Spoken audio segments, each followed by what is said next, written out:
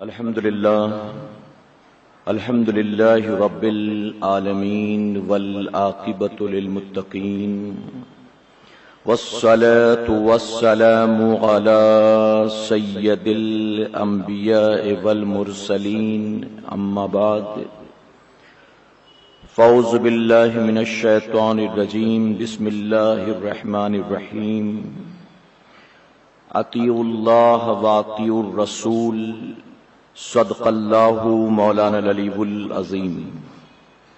پڑھیں الصلاۃ والسلام علیک یا رسول اللہ، الصلاۃ والسلام علیک یا حبیب اللہ، الصلاۃ والسلام علیک یا نبی اللہ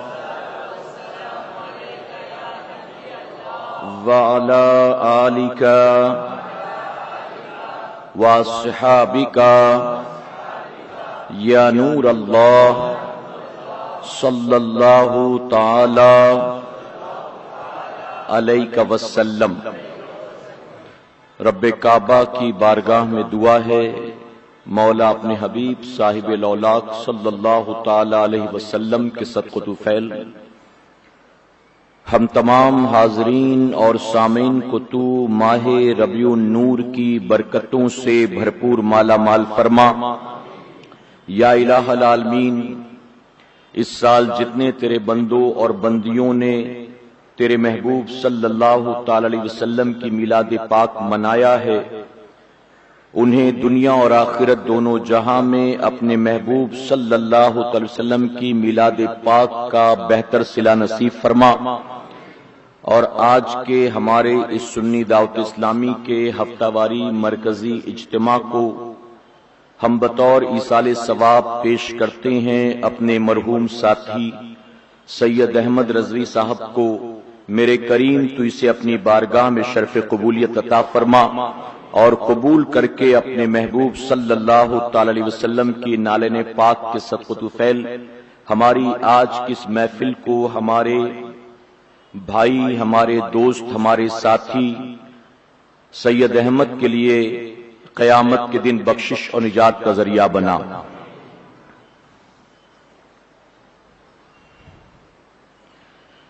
وہ ہر عالم کی رحمت ہیں کسی عالم میں رہ جاتے، وہ ہر عالم کی رحمت ہیں کسی عالم میں رہ جاتے، یہ ان کی مہربانی ہے کہ یہ عالم پسند آیا. میرے پیارے آقا علیہ الصلوۃ والتسلیم کے پیارے دیوانوں، تلاوت کردہ آیت کریمہ کی روشنی میں کچھ باتیں اپنے شعور کے مطابق آپ کے گوش گزار کروں گا، لیکن اس سے پہلے میں آپ تمام کو یہ بتانا چاہتا ہوں، ممکن ہے کہ بہت سے لوگوں نے سوشل میڈیا کے ذریعے یہ خبر سنی ہو، اور جو نہیں جانتے ہیں انہیں میں بتاتا چلوں کہ ہمارے ساتھی سنی دعوت اسلامی کے ہونہار نوجوان نعت خواں عالی جناب سید احمد رضوی صاحب قبلہ، جو تقریباً 3 مہینے سے اسپتال میں زیر علاج تھے، آج وہ اپنی منزل مقصود کو پہنچ گئے، اس منزل کی طرف جہاں ایک نہ ایک دن ہمیں اور آپ کو سب کو کوچ کرنا ہے. یہ خبر بہت افسوس اور بہت تکلیف دہ ہے، لیکن ساتھ ہی ساتھ ہمیں یہ بات بھی ذہن میں محفوظ رکھنا چاہیے کہ جن کی نعتیں وہ عمر بھر بن دیکھے پڑھتے رہے، اب ان قریب قبر میں ان کے جلووں کا دیدار ہونے والا ہے. تو ہمارے لیے تو افسوس کی بات ہے، لیکن ان کے لیے خوشی اور مسرت کی بات ہے. ہم تو رنج و ملال کر رہے ہیں، لیکن وہ دیدار مصطفیٰ صلی اللہ علیہ وسلم کے لیے روانہ ہو چکے ہیں. میرے پیارے آقا علیہ الصلوۃ والتسلیم کے پیارے دیوانوں، یقیناً آج کے سنی دعوت اسلامی کے اس ہفتہ واری اجتماع میں میں یہ کہنا چاہوں گا کہ اللہ تبارک تعالی جوانی عطا کرے تو سید احمد رضوی جیسی جوانی عطا فرمائے. کہ آپ نے دیکھا ہے، ہم بھی گواہ ہیں کہ جب چہرے پر داڑھی کے بال بھی صحیح طرح سے نہیں آئے تھے، اس وقت سے وہ ہمیں اور آپ کو نبی کی نعتیں سنا رہی ہیں. اور یقیناً ان کی آواز اور ان کی زبان سے حضور اکرم صلی اللہ علیہ وسلم کی نعتیں سن سن کر نہ جانے کتنے ایسے ہیں جن کے دلوں میں نعتیں پڑھنے اور سننے کا جذبہ پیدا ہوا، نہ جانے کتنے ایسے تھے جو ناچ گانے سے محبت کرتے تھے، ناچ گانے سے دور ہو کر انہوں نے حضور اکرم صلی اللہ علیہ وسلم کی نعتوں سے محبت کرنی شروع کر دی۔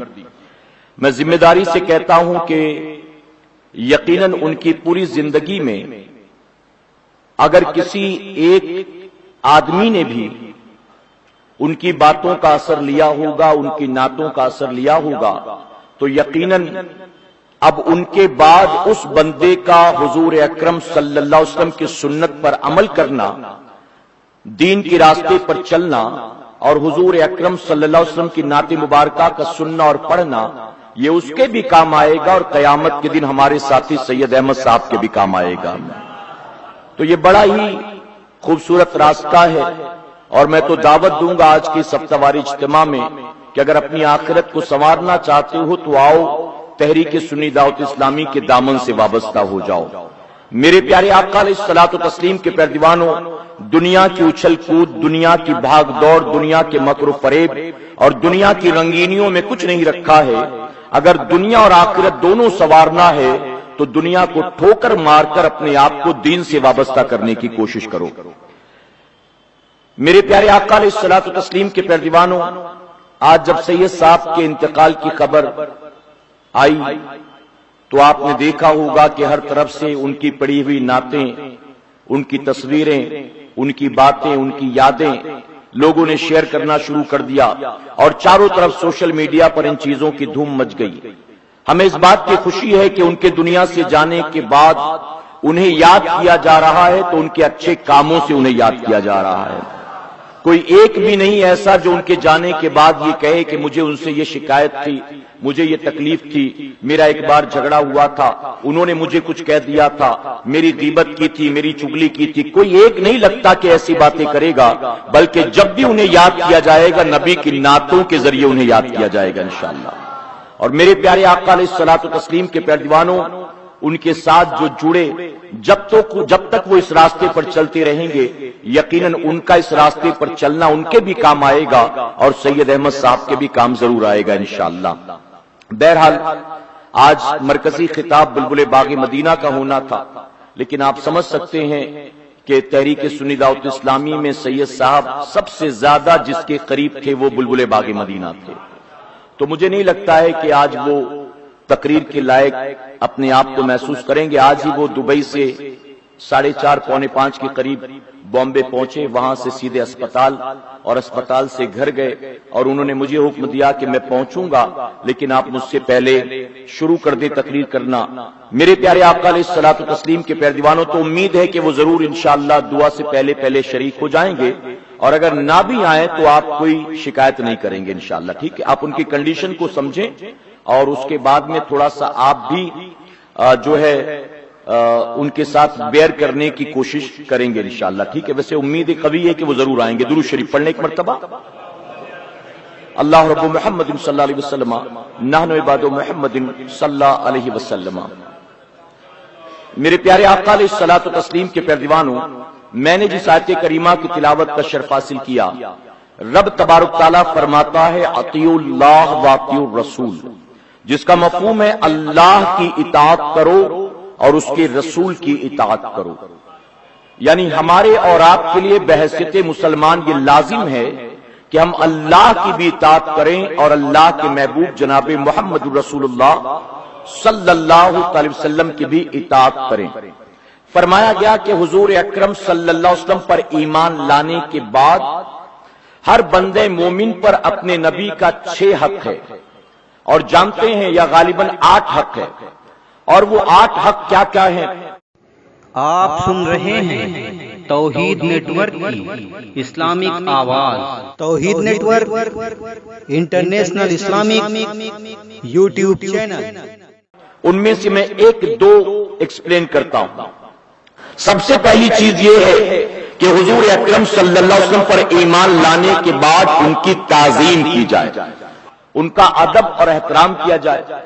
اس کے بعد دوسری چیز ہے ان کی اتباع کی جائے، یعنی ان کی پیروی کی جائے، ان کو فالو کیا جائے، انہیں اپنا آئیڈیل بنایا جائے، اور تیسری چیز ہے ان کی اطاعت کی جائے۔ اور اطاعت سے مراد بہت آسان ہے کہ حضور اکرم صلی اللہ علیہ وسلم کی سنتوں پر عمل کیا جائے۔ دنیا کیا کرتی ہے، لوگ کیا کرتے ہیں، اس سے بالکل بے تعلق ہو کر ہر مسلمان کو چاہیے کہ وہ اپنی زندگی کے شب و روز گزارے تو اللہ کے محبوب جناب محمد الرسول اللہ صلی اللہ علیہ وسلم کی سنت کے مطابق گزارے۔ اور میں پوری ذمہ داری کے ساتھ کہتا ہوں کہ زندگی کا کوئی گوشہ ایسا نہیں ہے جہاں حضور اکرم صلی اللہ علیہ وسلم نے اپنی امت کی رہنمائی نہ فرمائی ہو، کوئی ایسا گوشہ نہیں ہے۔ آپ اگر دنیا کے دوسرے مذاہب کا جائزہ لیں جو بہت ترقی یافتہ کہلاتے ہیں، جو بہت زیادہ ماڈرن کہلاتے ہیں، جو بہت زیادہ ایجوکیٹڈ کہلاتے ہیں، جو بہت زیادہ فائنینشلی اسٹرانگ کہلاتے ہیں، آپ ان تمام دنیا کے باطل مذاہب کا جائزہ لیں، آپ کو ان کے لٹریچر میں، ان کی کتابوں میں، ان کی لائف سٹائل اور ان کے طریقے میں ایک بات موجود ہو ایسا نظر نہیں آئے گا۔ یعنی زندگی کے ہر گوشے کی رہنمائی ہو، آپ کو ایسا نظر نہیں آئے گا۔ اگر آپ کو یہ چیزیں دیکھنا ہے تو صرف یہ چیزیں آپ کو اسلام میں نظر آئیں گی کہ حضور اکرم صلی اللہ علیہ وسلم نے اپنی قیامت تک آنے والی امت کو صرف عبادت اور ریاضت کا طریقہ نہیں بتلایا ہے کہ تمہیں نماز کیسے پڑھنا ہے، تمہیں ماہ رمضان کے روزے کیسے رکھنا ہے، زکات نکالنے کا طریقہ کیا ہے، فطرہ ادا کرنے کا سلیقہ کیا ہے، حج کرو تو کیسے کرو، عمرہ کے ارکان کیا ہیں۔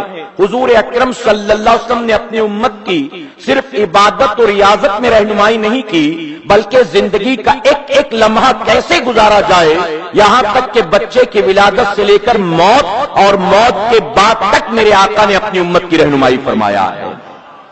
میرے پیارے آقا علیہ الصلوۃ والتسلیم کے پیارے دیوانوں، کیا بتائیے کسی مذہب میں، کسی مذہب کے لٹریچر میں یہ بتایا گیا ہے کہ ناخن کاٹنے کا طریقہ کیا ہے؟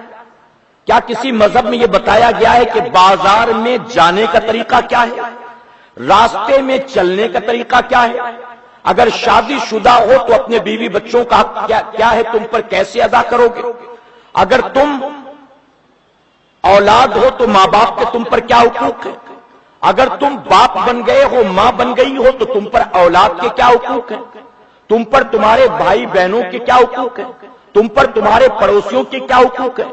قربان حضور اکرم صلی اللہ علیہ وسلم کی عظمت و شان پر حضور اکرم صلی اللہ علیہ وسلم نے اپنی امت کو صرف نماز، روزہ، حج و زکات، فطرہ، عمرہ، حج کا طریقہ نہیں بتایا بلکہ پیشاب پیخانے کے لیے آپ ٹوائلٹ میں جاتے ہیں، آپ واش روم میں جاتے ہیں، آپ جائیں تو جانے کا طریقہ کیا ہے، آپ باہر نکلیں تو نکلنے کا طریقہ کیا ہے، آپ رات بستر پر سوئیں تو سونے کا طریقہ کیا ہے، یہاں تک کہ چپل جوتے پہننے کا طریقہ کیا، اتارنے کا طریقہ کیا، حضور اکرم صلی اللہ علیہ وسلم نے قدم قدم پر ہماری اور آپ کی رہنمائی فرمایا ہے۔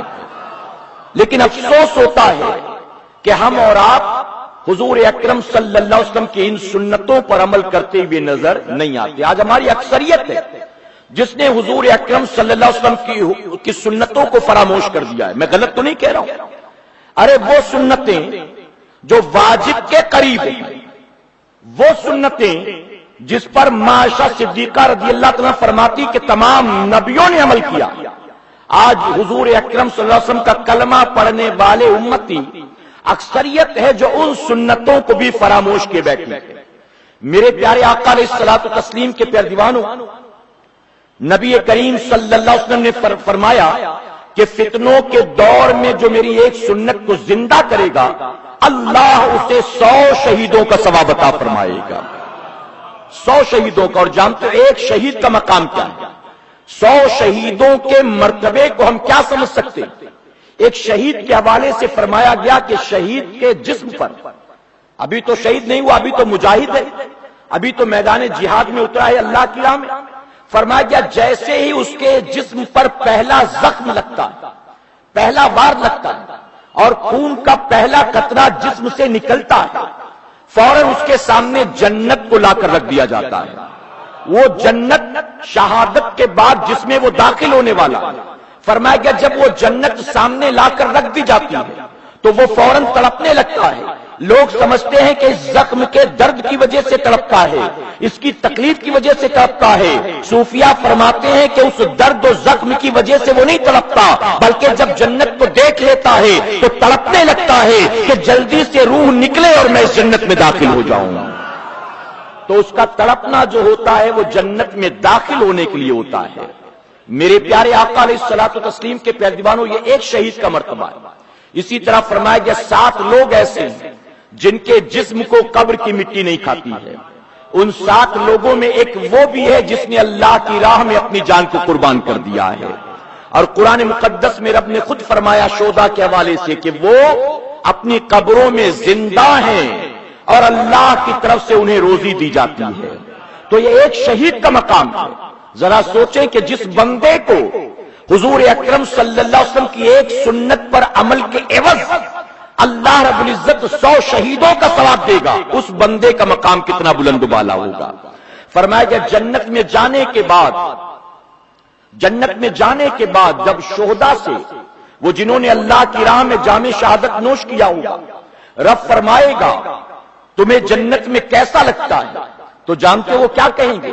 وہ کہیں گے مولا زمین پر جو تیرے نام پر سر کٹانے میں مزہ تھا, جنت میں وہ مزہ نہیں آ رہا ہے, جنت میں وہ مزہ نہیں آتا. میرے پیارے آقا علیہ الصلوۃ والتسلیم کے پیروانوں, یہاں اللہ رب العزت بن سر کٹائے, بن تلوار اٹھائے, بن جان کو داؤں پر لگائے محبوب کی سنت کے عوض ہمیں 100 شہیدوں کا ثواب عطا فرما رہا ہے. اور پھر بھی ہم عمل نہ کر سکے تو ہم سے بڑا بھی کوئی کم نصیب ہوگا بھلا بتائیے. ہمیں موقع ملا ہے, میں کہتا ہوں حضور اکرم صلی اللہ علیہ وسلم کی سنت پر عمل کب کرو گے؟ انتقال کے بعد, موت کے بعد. آج بہت معذرت کے ساتھ کہنا پڑتا ہے حضور اکرم صلی اللہ علیہ وسلم نے قدم قدم پر رہنمائی فرمایا, لیکن ہمارے یہاں بچے کی ولادت سے لے کر موت تک رسم و رواج اتنے غالب آ گئے ہیں کہ قرآن و سنت پر لوگ عمل نہیں کرتے, لیکن رسم و رواج پر لوگ سختی سے عمل کیا کرتے ہیں. مثال کے طور پر بچے کی ولادت کے بعد 7ویں دن اس کا عقیقہ کرنا یہ سنت مبارکہ ہے, جانتے ہیں نا. آپ سن رہے ہیں توحید نیٹ ورک کی اسلامک آواز. توحید network international Islamic YouTube channel. عقیقہ 7ویں دن عقیقہ کرو. لڑکا ہے تو اس کی طرف سے 2 بکرے, لڑکی ہے تو 1 بکرا ذبح کرو. سر کے بالوں کو مونڈو, ماں باپ کی حیثیت کے مطابق چاندی یا سونا اس بچے کے بال کے وزن کے برابر وزن کریں اور غریبوں میں اس کو صدقہ کریں. اور اس کے بعد بچے کا نام رکھا جائے. کہا گیا بچے کا نام جو ہوتا ہے وہ ماں باپ کی طرف سے اس کے لیے پہلا تحفہ ہوتا ہے, اور یہ وہ تحفہ ہے جو بچہ زندگی بھر ساتھ لے کر گھومنے والا ہے. بتائیے ہے کہ نہیں؟ زندگی بھر. کہا گیا قیامت کے دن اس بچے کو اسی تحفے کے ساتھ اٹھایا جائے گا. لیکن ہمارے یہاں پر کیا ہوتا ہے, 7ویں دن عقیقہ کریں نہ کریں, لیکن 40ویں دن چلہ بہت دھوم دھام سے کیا جاتا ہے. اور پھر چلے میں کیا ہوتا ہے؟ کون سے کام ہوتے ہیں؟ ڈھول بجانا, ناچنا, گانا اور پتہ نہیں کیا کیا خرافات.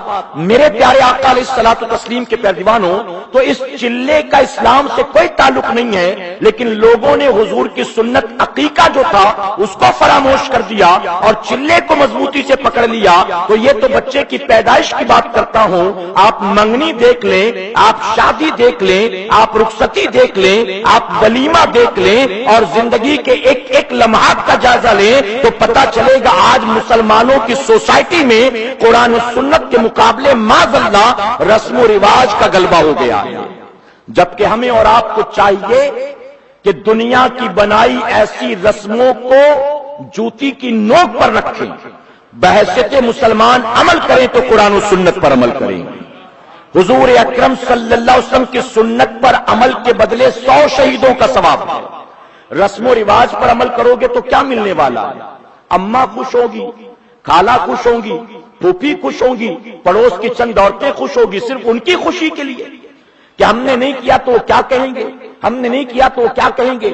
آج ہمارا اور آپ کا حال یہی ہے۔ اللہ خوش ہے کہ نہیں ہے، حضور راضی ہے کہ نہیں ہے، ہمیں اس کی پرواہ کب ہوتی ہے؟ اللہ ماشاءاللہ، ہم تو دنیا کو منانے میں لگے ہوئے ہیں، اور یاد رکھنا دنیا کو منانے میں جو لگتا ہے نہ دنیا مانتی ہے اور نہ مولا مانتا ہے، اور جو دنیا کی پرواہ نہیں کرتا پوری زندگی اپنے رب کو منانے میں لگ جاتا ہے، اللہ دنیا میں عزت دیتا ہے اور آخرت میں جنت عطا فرماتا ہے۔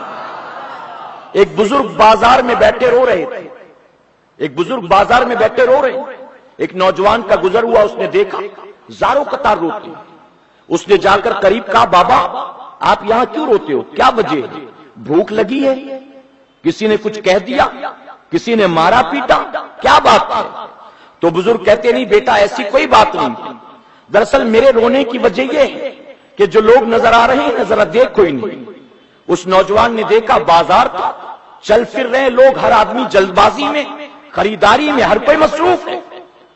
تو بزرگ کہتے ہیں کہ ذرا دیکھو ہی نہیں یہ دنیا میں کتنے مست ہیں، میں ان سے کہہ رہا ہوں کہ دنیا کو چھوڑو، اپنے مولا کو منا لو، وہ ماننے کو تیار ہے، اس کو منا لو، لیکن یہ منانے کو تیار نہیں ہے۔ بس ان کا یہ حال دیکھ کر میں روتا ہوں، اللہ ماننے کو تیار ہے، یہ منانے کو تیار نہیں ہے، ان کی آخرت میں کیا حشر ہوگا ان کا، بس یہی سوچ کر میں روتا ہوں۔ اسی نوجوان کا بیان ہے، چند دنوں کے بعد میں نے بزرگ کو دیکھا، وہ قبرستان میں بیٹھے رو رہے تھے۔ بزرگ کے قریب جا کر نوجوان نے کہا بابا پرسوں تو بازار میں رو رہے تھے، آج قبرستان میں روتے ہو، آخر رونے کی وجہ کیا ہے؟ تو جانتے ہو بزرگ نے کیا جواب دیا؟ بزرگ نے کہا وہ جو بازاروں میں دوڑ بھاگ رہے تھے، جن سے میں کہہ رہا تھا اللہ کو منا لو، اللہ کو منا لو، اللہ ماننے کو تیار تھا لیکن یہ منانے کو تیار نہیں تھے۔ اب ذرا دیکھو یہ قبروں میں آ کر پڑے ہیں، اب یہ اللہ کو منانا چاہتے ہیں لیکن اللہ ماننے کو تیار نہیں ہے۔ کل کہہ رہا تھا منا لو، وہ مان جائے گا، ان کے پاس ٹائم نہیں تھا اسے منانے کا۔ آج یہ چاہتے کہ وہ مان جائے لیکن اب وہ ماننے کو تیار نہیں ہے۔ ہمارا بھی یہی حشر ہوگا کہ نہیں ہوگا بتاؤ؟ ہمارا بھی یہی انجام ہوگا کہ نہیں ہوگا؟ میرے پیارے آقا علیہ الصلوۃ والتسلیم کے پیروانوں، آج ہم نے اپنے ایک نوجوان ساتھی کو کھویا ہے۔ 40 سال کے نہیں تھے، 50 سال کے نہیں تھے، 60-70 سال کے نہیں تھے، جوان تھے، کڑیل جوان، اور جس نے جوانی کی دہلیز پر قدم رکھا تو نبی کی نعتوں کے ساتھ رکھا تھا، جس نے فلمی نغمے نہیں گنگنائے، جو کسی ڈی جے پر کبھی تھرکا نہیں تھا، جس نے کبھی ٹھمکے نہیں لگائے، جس نے کبھی کسی شادی میں گانا گنگنایا نہیں تھا، بلکہ چہرے پر داڑھی کے بال باندھ کے آئے ہیں، زبان پر نعت مصطفیٰ پہلے آئی ہے۔ وہ جسے بہت کم عمر میں اللہ نے بڑی عروج دی، اللہ نے عزت دی، مکہ بھی دکھایا، مدینہ بھی دکھا دیا، عمرہ بھی کر لیا، حاجی بھی بنا دیا، لیکن بہت جلد سب کچھ سمیٹ کر چلے گئے۔ زیادہ نہیں پھیلایا تھا اپنا دامن، جہاں تک پہنچے تھے سب سمیٹا، چلے گئے جوانی میں۔ کل ہمارا کیا ہونا ہے کبھی ہم نے سوچا ہے؟ کل ہمارا کیا ہونا ہے؟ ہم یہ سمجھتے ہیں کہ ابھی کہاں موت آنا ہے، ابھی کہاں موت آنا۔ میرے پیارے آقا علیہ الصلوۃ والتسلیم کے پیروانوں، یہاں ایک بات عرض کرنا چاہوں گا۔ ایک جنازہ جا رہا تھا، اس جنازے کے پیچھے پیچھے ایک نوجوان ہاتھ میں موبائل فون لیے لیے روتا جا رہا تھا، روتا جا رہا تھا۔ کسی پوچھنے والے نے کہا تو اتنا کیوں رو رہا ہے؟ سب سے زیادہ تو روتا ہے، رونے کی وجہ کیا؟ میں نے جنازے میں دیکھا تو رو رہا تھا، میں نے نماز کے وقت دیکھا تو رو رہا تھا، میں نے تدفین کے وقت دیکھا تو رو رہا تھا، روتا جاتا ہے اور موبائل بھی تیرے ہاتھ میں ہے، بات کیا؟ تو نوجوان کہنے لگا کہ جس کا انتقال ہوا ہے نا، میں اس کا چھوٹا بھائی ہوں، یہ میرا بڑا بھائی، اس کا موبائل ہے یہ جو میں نے ہاتھ میں رکھا ہوا ہے۔ میرے بھائی کے انتقال کے بعد میں نے دیکھا تو یہ مکمل طور پر لاک ہے، میں نے اس کو کھولنے کی کوشش کی لیکن یہ نہیں کھلتا۔ اب میں اس موبائل کو ہاتھ میں لیتا ہوں تو مجھے بھائی کا خیال آتا ہے، اور میں یہی سوچ سوچ کر روتا ہوں کہ کل جب یہ موبائل کھولا جائے گا، آج تو ہم نے کاندھا بھی دے دیا، آج تو ہم نے نماز جنازہ بھی ادا کر لی، آج تو ہم نے تدفین بھی کر لیا، آج تو ہم نے مغفرت کی دعا بھی کر لی، لیکن جب یہ کل موبائل کھلے گا اور اس موبائل میں گندے ویڈیوز نکلیں گے، گندی تصویریں نکلیں گی، جب اس کو کھول کر لوگوں کے سامنے رکھا جائے گا، میری ماں بھی دیکھے گی اس میں کیا بھرا پڑا ہے, میرا باپ بھی دیکھے گا اس میں کیا بھرا پڑا ہے, تو کس طرح سے روانہ کیا ہے. اب جانے کے بعد ہماری سوچ اس کے بارے میں کیا ہوگی, ہماری فکر اس کے بارے میں کیا ہوگی, ہمارا نظریہ اس کے بارے میں کیا ہوگا.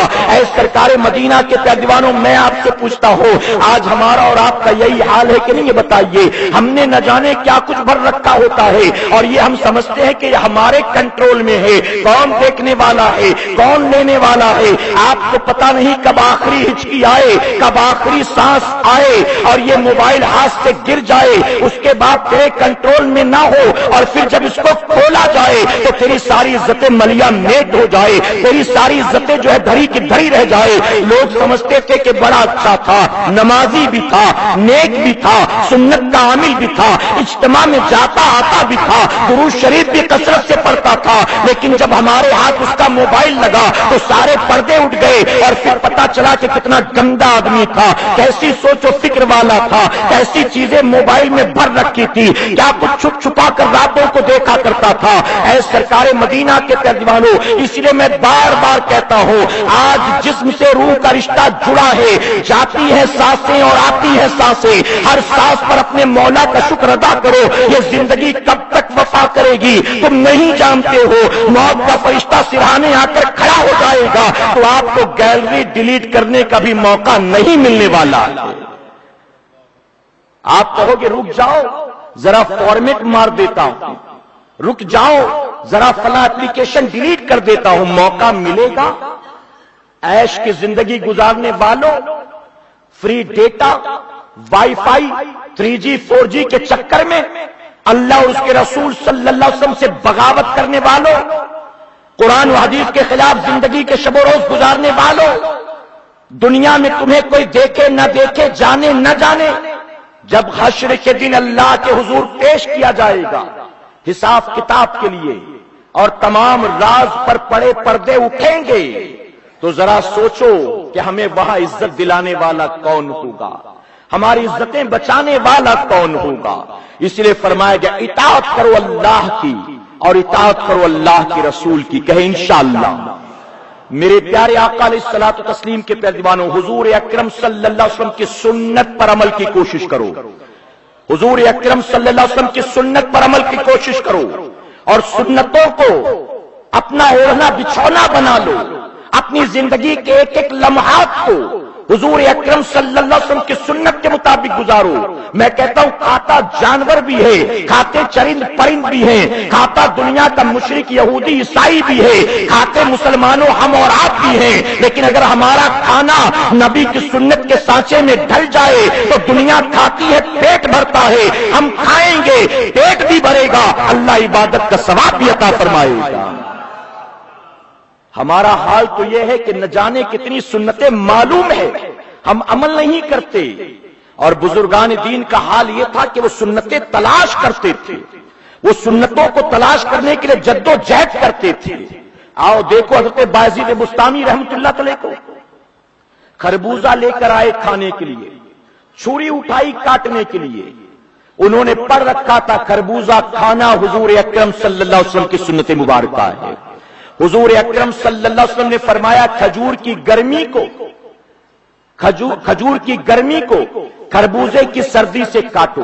یعنی کھجور گرم ہوتی ہے, خربوزہ سرد ہوتا ہے, ٹھنڈا ہوتا ہے, تو کھجور کی گرمی کو خربوزے کی سردی سے کاٹو, اس کی ٹھنڈک سے کاٹو. انہوں نے پڑھا تھا کہ خربوزہ کھانا حضور اکرم صلی اللہ علیہ وسلم کی سنت مبارکہ, لیکن جب لے کر بیٹھے اسے کاٹنے اور کھانے کے لیے تو ذہن میں سوال پیدا ہوا کہ اس کو میرے آقا صلی اللہ علیہ وسلم نے کیسے کھایا ہے, اس کے کھانے کا طریقہ کیا ہے, کیسے کاٹا, یہاں سے کاٹا, وہاں سے کاٹا, بن کاٹے ہاتھ سے پھوڑا, کیسے کھایا. تلاش کرنا شروع کیا, تحقیق کی, لوگوں سے پتا کیا, نہ پتا چلا کہ کہیں ایسی روایت ہمیں نہ ملی, ہم نے نہ پڑھی نہ ہم نے سنی, تو جانتے ہو حضرت بایزید بستامی رحمت اللہ علیہ آپ خربوزے کو صدقہ کر دیتے ہیں یہ کہہ کر کہ جسے کاٹنے کا طریقہ حضور کی سنت کے مطابق مجھے نہیں معلوم ہے, میں اس خربوزے کو بھلا کیسے کھا سکتا ہوں. وہ تو ڈھونڈتے تھے کہ سنت کو, یہاں ہزاروں پتہ ہیں لیکن عمل نہیں کرتے ہیں. شادیوں میں سوٹ پہننے والے, میں پوچھتا ہوں یہ کس کا طریقہ تم نے ایجاد کیا ہے. ٹائی باندھنے والے, میں پوچھتا ہوں کہاں سے لے کر چلے آئے ہو تم, کہاں سے لے کر چلے آئے ہو تم. صرف نکاح کی ایک رات کے لیے 40,000 کا سوٹ کون دے گیا تمہیں؟ کون بتا گیا تمہیں؟ یہ کس کا طریقہ ہے؟ ارے نکاح میرے آقا صلی اللہ علیہ وسلم کی سنت سے کتنا اچھا ہوتا کہ تو نے حضور اکرم صلی اللہ علیہ وسلم کی سنت پر عمل شروع سے آخر تک سنت ہی کے مطابق کرتا، پھر دیکھتا اللہ کیسے اس نکاح میں برکتیں عطا فرماتا۔ لیکن سنتیں ایک طرف رہ گئی، رسموں کو ہم نے زیادہ ترجیح دے دی، اہمیت دے دی۔ جانتے سیدنا صدیق اکبر رضی اللہ عنہ صحابہ اکرام حضور اکرم صلی اللہ علیہ وسلم کی سنت سے کتنی محبت کرتے تھے، اتباع سنت کا جذبہ، نبی کی اطاعت کا ذوق و شوق کیسا تھا۔ سیدنا صدیق اکبر رضی اللہ عنہ اعلان نبوت سے پہلے، یا کہیں تو غلط نہیں ہوگا، بچپن سے حضور اکرم صلی اللہ علیہ وسلم کے ساتھی تھے، دوست تھے۔ انہوں نے حضور اکرم صلی اللہ علیہ وسلم کی جوانی بھی دیکھا تھا، اعلان نبوت کے پہلے کا دور بھی دیکھا تھا، اعلان نبوت کے بعد کا دور بھی دیکھا تھا۔ سیدنا صدیق اکبر کی کوشش ہوتی کہ دن رات وہ حضور اکرم صلی اللہ علیہ وسلم کی ایک ایک ادا کو اپنی زندگی میں اتار لیں، ایک ایک ادا کو، چلنا دیکھتے، بیٹھنا دیکھتے، کھانا دیکھتے، سونا دیکھتے، ہر چیز کو فالو کرتے، کاپی کرتے تھے۔ ایک مرتبہ آپ کا غلام کہیں سے دودھ لے کر آیا اور خدمت میں پیش کیا۔ سیدنا صدیق اکبر رضی اللہ عنہ نے وہ دودھ پی لیا۔ اب دودھ پینے کے بعد خیال آیا، آپ نے غلام سے پوچھا کہ یہ دودھ کہاں سے لے کر آیا تھا، تجھے کس نے دیا، کہاں سے ملا؟ تو غلام کہنے لگا کہ زمانے جاہلیت میں ایک شخص نے مجھ سے فال نکالنے کے لیے کہا تھا، میں نے اس کا فال نکالا تھا، حالانکہ مجھے فال نکالنا نہیں آتا، لیکن میں نے فال نکالا تھا بس یوں ہی اس کا دل رکھنے کے لیے۔ اس وقت اس نے مجھے کچھ بھی نہیں دیا تھا، آج میری اس سے ملاقات ہوئی تو اس نے اسی فال نکالنے کا محنتانہ مجھے آج اس دودھ کی شکل میں دیا۔ سیدنا صدیق اکبر کو جب پتا چلا، آپ فوراً اپنے منہ میں انگلی ڈالتے ہیں اور آپ طے کرنا شروع کرتے ہیں، یہاں تک کہ دودھ کا آخری قطرہ آپ نے اپنے حلق سے باہر نکال دیا۔ غلام حیران تھا کہ یہ کیا کرتے ہیں میرے آقا۔ صدیق اکبر طے کرنے کے بعد فرماتے ہیں، جس چیز کو میرے آقا نے حرام قرار دے دیا ہو، ابو بکر اس چیز کو کیسے کھا پی سکتا ہے بھلا؟ اسے کہتے نبی کی اطاعت، نبی کی محبت اور فرما برداری کا جذبہ۔ یہی سیدنا صدیق اکبر ہے۔ یہ تو پوری زندگی کے کتنے واقعات پیش کروں، یہی سیدنا صدیق اکبر رضی اللہ عنہ ہے۔ جب آپ بستر مرگ پر تھے، جب یقین ہو گیا کہ دنیا سے رخصت ہونے کا وقت آ گیا، آپ اپنی بیٹی قیامت تک آنے والے مسلمانوں کی ماں عائشہ صدیقہ رضی اللہ عنہ کو بلاتے اور بلا کر فرماتے ہیں کہ عائشہ مجھے بتاؤ، حضور اکرم صلی اللہ علیہ وسلم جب دنیا سے رخصت ہوئے تو آپ کے جسم پر کفن کے کتنے کپڑے تھے اور کس دن آپ کا انتقال ہوا تھا؟ توجہ ہے نا آپ کی؟ آپ کے جسم پر کفن کے کپڑے کتنے تھے اور کس دن آپ کا انتقال ہوا؟ عائشہ صدیقہ رضی اللہ عنہ نے جواب دیا کہ آپ کا انتقال پیر کے دن ہوا تھا۔ سیدنا صدیق اکبر سے پھر پوچھتی ہیں کہ آپ یہ کیوں پوچھتے ہیں؟ تو سیدنا صدیق اکبر جواب دیتے ہیں کہ عائشہ میری تمنا یہ ہے کہ میں نے عمر بھر اپنے آقا کی سنت پر عمل کیا، اب دنیا سے جاتے جاتے بھی اپنے آقا کی سنت پر عمل کر لے جاؤں گا، اور دعا کرتے ہیں کہ اللہ تو ابو بکر کو پیر کے دن موت دے۔ پیر کے دن ذرا سوچیں کہ کتنی محبت تھی نبی کی سنت سے۔ حالانکہ جمعہ کے دن کی فضیلت، فرمایا کہ جمعہ کے دن جس کا انتقال ہو جائے اللہ بے حساب کتاب اسے جنت میں داخل فرماتا ہے، کیا فضیلت ہے۔ لیکن جمعہ کے دن موت کی تمنا نہیں رکھتے، بلکہ تمنا ہے تو پیر کے دن، اور صرف اس لیے کہ پیر کے دن موت آئی، اللہ محبوب کی سنت پر عمل کا ثواب عطا فرما دے گا۔ ارے وہ تو جاتے جاتے آقا کی سنت کو نہ چھوڑیں اور ہم جیتے جی نبی کی سنت پر عمل نہ کریں۔ وہ تو بستر مرگ پر نبی کی سنت پر عمل کرنا چاہیں، اور ہٹے کٹے جوان ٹھمکے لگاتے ہیں، تھرکتے ہیں، ناچتے گاتے ہیں، پیر پٹکتے ہیں، اپنی جوانی کی مستی میں چو رہے، ہمیں نبی کی سنتوں کا خیال نہیں آتا۔ اے سرکار مدینہ علیہ الصلوۃ والتسلیم کے پیغمبروں، یاد رکھنا حضور اکرم صلی اللہ علیہ وسلم کی سنت پر یہ عمل کرو گے، یقیناً اللہ یہاں ثواب دے گا، آخرت میں انعام دے گا، اور دنیا کی کسی نچنیے کے راستے پر چلو گے، کسی گویے کے راستے پر چلو گے، کسی شرابی زانی کے راستے پر چلو گے، کسی اللہ رسول وسلم کے باغی کے راستے پر چلو گے تو قیامت کے دن انہی کے ساتھ اٹھائے جاؤ گے، اور حشر بھی وہی ہوگا جو ان باغیوں کا ہوگا۔ حضور اکرم صلی اللہ علیہ وسلم نے ارشاد فرمایا تو جس سے محبت کرے گا قیامت کے دن اس کو اسی کے ساتھ اٹھایا جائے گا۔ میں آپ سے پوچھتا ہوں کیا قیامت کے دن معاذ اللہ ثم معاذ اللہ ان نچنیوں گویوں کے ساتھ اٹھنا چاہتے ہو؟ اٹھنا چاہتے ہو؟ میرے پیارے آقا علیہ الصلوۃ والتسلیم کے پیارے دیوانوں، آخری بات عرض کروں گا۔ سیدنا عمر فاروق اعظم کی زندگی دیکھیں، سیدنا عثمان غنی کی زندگی دیکھیں، سیدنا مولائے کائنات کی زندگی کو دیکھیں، جناب ابو ہریرہ کی زندگی کو دیکھیں، سلمان فارسی کی زندگی کو دیکھیں، حضرت بلال کی زندگی کو دیکھیں، حضرت انس بن مالک کی زندگی کو دیکھیں۔ آپ کو معلوم ہوگا کہ جتنے صحابہ تھے حضور اکرم صلی اللہ علیہ وسلم کی ایک ایک سنت پر وہ عمل کرنے والے ہوا کرتے تھے۔ جناب ابو ہریرہ کے پاس کسی دعوت میں بھونی ہوئی بکری کو لایا گیا، دسترخوان پر لا کر بھونی بکری کو رکھا گیا، فوراً دسترخوان سے اٹھ گئے۔ میزبان نے کہا کیا میری دعوت قبول نہیں؟ ابھی تو آپ نے کچھ کھایا نہیں، ابھی تو دسترخوان لگائے اٹھ گئے؟ تو جواب دیتے ہیں کہ کیا میں اپنے آقا صلی اللہ علیہ وسلم کو بھول گیا؟ ارے میرے آقا صلی اللہ علیہ وسلم جو کی سوکھی روٹیاں کھاتے تھے، اپنے شکم ناز سے پتھر باندھتے تھے، اور آج ان کے دنیا سے پردہ کرنے کے بعد میں مرغ مسلم کھاؤں، آقا کی سنت کو فراموش کر دوں، میں ایسی دعوت قبول نہیں کرتا۔ وہ کہہ کر وہ اٹھ گئے۔ سیدنا عمر فاروق اعظم کو دیکھیں، آپ طواف کعبہ کرتے ہیں، حجر اسود کا بوسہ لیتے ہیں، اور بوسہ لیتے لیتے کہتے ہیں اے حجر اسود میں تیرا بوسہ صرف اس لیے لیتا ہوں کیونکہ میں نے اپنے نبی کو تیرا بوسہ لیتا ہوا دیکھا ہے۔ ارے ثواب کتنا ہے، انعام کتنا ہے، فائدہ کتنا ہے، اس پر نظر نہیں ہے۔ ہاں نظر ہے تو اس بات پر کہ میں تو بوسہ اس لیے لیتا ہوں کیونکہ میرے آقا کی سنت مبارکہ ہے۔ آقا نے نہ چوما ہوتا تو ثواب کتنا بھی ہوتا، میں تجھے کبھی نہ چومتا۔ اے مسلمانوں، یہ جذبہ ہے صحابہ کا، یہ جذبہ ہے اولیاء کرام کا، یہ جذبہ ہے صوفیاء کا، یہ جذبہ ہے اولیاء کا۔ اگر اپنی دنیا اور آخرت کو سنوارنا چاہتے ہو، صرف سنی دعوت اسلامی کے ہفتہ واری اجتماع میں رسمن نہ آیا جایا کرو، بلکہ آج طے کر لو آج کے بعد زندگی گزرے گی اپنی مرضی کے مطابق نہیں گزرے گی، اب گزرے گی تو امام الانبیاء کی مرضی کے مطابق گزرے گی۔ اپنی زندگیوں سے رسم و رواج کا خاتمہ کرو، نبی کی سنت پر عمل کرو۔ اور میں کہوں گا جیتی جاگتی مثال ہمارا دوست ہے، ہمارا بھائی ہے، جو نبی کی سنتوں پر عمل کرتے کرتے دنیا سے رخصت ہوا۔ آپ نے دیکھا ہوگا میرے پیارے آقا کے پیروانوں، ہمارے سامنے ان کا چہرہ آتا ہے تو صرف مسکراتا ہوا آتا ہے۔ وہ ہمیشہ مسکراتے تھے، وہ ہر ایک سے مسکرا کر بات کرتے تھے۔ اگر کوئی ان سے کوئی ان کی اصلاح کرتا، ان کے بارے میں کوئی کہتا آپ نے یہ غلطی کی، آپ نے یہ کیا وہ کیا، پھر بھی مسکراتے تھے۔